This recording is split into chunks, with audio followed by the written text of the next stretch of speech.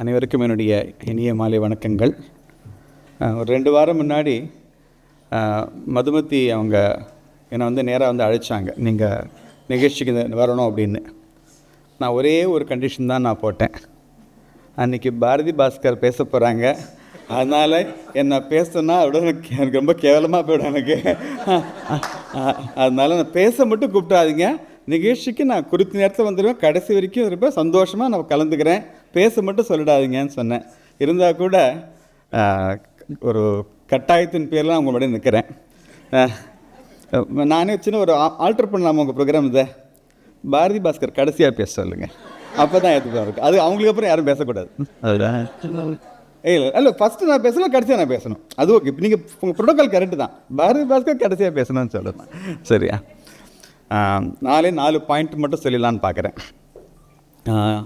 நான் ஒரு நீதிபதி இருந்தாலும் கூட ஒரு ஒப்புதல் வாக்குமூலம் இங்கே நான் கொடுக்க வேண்டிய கட்டாயத்தில் இருக்கிறேன். பொதுவாக குற்றவாளிகள் தான் ஒப்புதல் வாக்குமூலம், குற்றவாளி மாதிரி தான் நான் ஃபீல் பண்ணுறேன் இப்போ. ஏன்னா எனக்கு திருமணம் ஆனது 1998. அதுக்கு முன்னாடியே ஒரு எல்ஐசி ஒரு ஸ்பெஷல் கோர்ஸ் அந்த ஒரு தடவை வருஷம் மட்டும்தான் நடத்தினாங்க. அந்த 12th அந்த கோர்ஸ் படித்தாலே எல்ஐசியில் ஆட்டோமேட்டிக்காக ஒரு எம்ப்ளாய்மெண்ட் உண்டு. ஒரு தடவை தான் நடத்தினாங்க, அதுக்கப்புறம் அந்த கோர்ஸை டிஸ்கன்டினியூ பண்ணிட்டாங்க. அப்புறம் ப்ராப்ளம் ஆச்சு. அந்த கோர்ஸ் என் ஒய்ஃபு படித்ததுனால 2000 எங்களுக்கு கல்யாணம் 2 வருஷம் ஆகிடுத்து. அவங்களுக்கு எல்ஐசியில் எம்ப்ளாய்மெண்ட் வந்துச்சு. நான் ஒரு ஆணாதிக்க மனப்பான்மையில் என் ஒய்ஃபை வேலைக்கெல்லாம் போகக்கூடாது அப்படின்னு சொல்லிட்டேன். ஸோ பெண்களை வேலைக்கு போகக்கூடாதுன்னு சொன்னேன்னா இன்றைக்கி இந்த மாதிரி நிகழ்ச்சி நிற்கிறது ஒரு பெரிய முரணாக எனக்கு படுறது எனக்கு அது சரியா?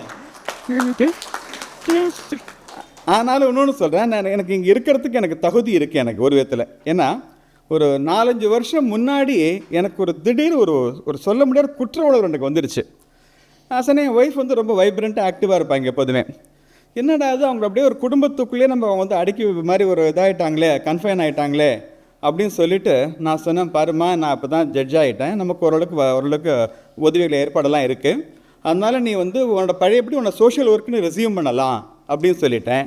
அதனால் இப்போ அவங்க பழையபடியே மதுரையில் ஒரு மனநலம் பாதிக்கப்பட்ட குழந்தைங்களுக்காக ரொம்ப ஒரு ஆக்டிவ் சோஷியல் ஒர்க்கராக என் ஒய்ஃப் இருக்காங்க.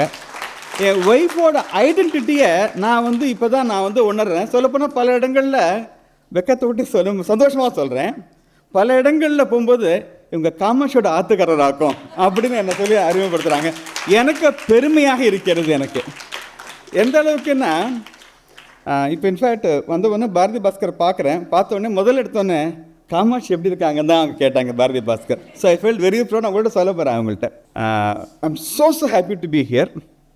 இன்னொன்று விஷயமும் நான் சொல்லணும். இப்போதைக்கு நான் தமிழ் மீடியத்தில் தான் நான் படித்தேன். 1977 மெட்ராஸுக்கு நான் ஷிஃப்ட் ஆகிறோம்.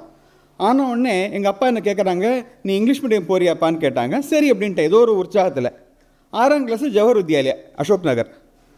ஒன்றுமே புரியல எனக்கு, ஒன்றுமே புரியல. என்னோடய ப்ராக்ரஸ் ரிப்போர்ட் பார்த்தோம்னா தமிழ் சப்ஜெக்டை தவிர்த்து எல்லாத்துலேயுமே நான் முட்டை 6, 7 அந்த மாதிரி தான் ஒரே ரெட்டிங்லேயே இருந்தது. ஒரே தினம் அந்தளவுக்கு கேவலமாக இருந்தது. பார்த்தோன்னே எங்கள் அப்பா ஷாக் ஆகிட்டாங்க. ஏன்னா பையன் நல்ல புத்தாலி பையன் நினச்சிட்டாங்க, இவ்வளோ கேவலமாக மார்க் வாங்கியிருக்கானேன்னு சொல்லிட்டது. அப்போ நேராக அந்த ஸ்கூல் டீச்சர் எங்கள் கிளாஸ் மிஸ் கமலாதேவின்னு பேர், அவங்கள்ட்ட போனாங்க. போய்ட்டு என் பையன் புத்தாலி பையன்தான், அது லாங்குவேஜ் தான் ப்ராப்ளமாக இருக்குது, நீங்கள் தான் அவனை பார்த்துக்கணும். நாங்கள் அவங்களுக்கு குழந்தைங்க கிடையாது. அதனால் என்னை பையன் மாதிரி ஒரு 2 வருஷம் டெய்லி அவங்கள்ட்ட டியூஷன் டீச்சராக அவங்க தான் எனக்கு இருந்தாங்க. இருந்து என் வாழ்க்கையில் நான் இன்றைக்கி ஓரளவுக்கு செஞ்சுருக்கேன், சில காரியங்கள்லாம் ஒரு அந்தஸ்து அடைஞ்சிருக்கேன் அப்படின்னா முழுக்க காரணம் என்னோடய டீச்சர் கமலாதேவி மிஸ் தான். ஏன் இதை நான் சொல்கிறேன்னா ரொம்ப ஆத்மார்த்தமாக நான் சொல்கிறேன். ஒரு ரொம்ப உடம்பெல்லாம் கூஸ்பம்ஸாக இருக்குது எனக்கு. இப்போ இங்கே கிராஜுவேட்டாக வந்திருக்கீங்களே, நீங்கள் அத்தனை பேரும் ஒரு கமலாதேவி மிஸ்களாக ஆகி உங்கள் மூலமாக நிறைய பேரை நீங்கள் உற்சாகப்படுத்தி நீங்களாம் செய்வீங்க அப்படிங்கிற எனக்கு ஒரு நம்பிக்கை எனக்கு இருக்கிறது. இந்த ஆர்கனைசேஷன் நான் பாராட்டுன்னு இருப்பேன். இப்போ ரீசெண்டாக கூட ஒரு ரிசர்வேஷன் இஷ்யூ ஒரு கேஸு சுப்ரீம் கோர்ட்டுக்கு வருது. அப்போ ஜஸ்டிஸ் சூரியகாந்த் சொல்கிறாரு, இந்த ரிசர்வேஷன் கிட்டத்தட்ட ரயில்வே கம்பார்ட்மெண்ட் ஆட்டமாக ஆகிடுச்சு, ஒருத்தர் ஒன்ஸ் அதுக்குள்ளே பூந்துட்டாங்கன்னா அடுத்தவங்க யாரும் நுழையப்படாதுன்னு இது பிளாக் பண்ணுவாங்க. நீங்களாம் நான் அன்ரிசர்வ்டு கம்பார்ட்மெண்ட்டில் நான் ட்ராவல் பண்ணியிருக்கிறேன். பார்த்தா நம்ம ஒன்ஸ் என்ட்ரு ஆகிடுவோம், ஆனால் அடுத்த ஸ்டேஷன் யாரும் ஏறாத மாதிரி ஒரு கதவை முடிய வச்சுருப்பாங்க இப்போதைக்கு. ஸோ வாழ்க்கையிலையும் அதே மாதிரி தான். ஒரு ஸ்டேஜ் ஒருத்தவங்க அடைஞ்சிட்டாங்க அப்படின்னா மற்றவங்களை பற்றி கவலையப்படுறதில்ல.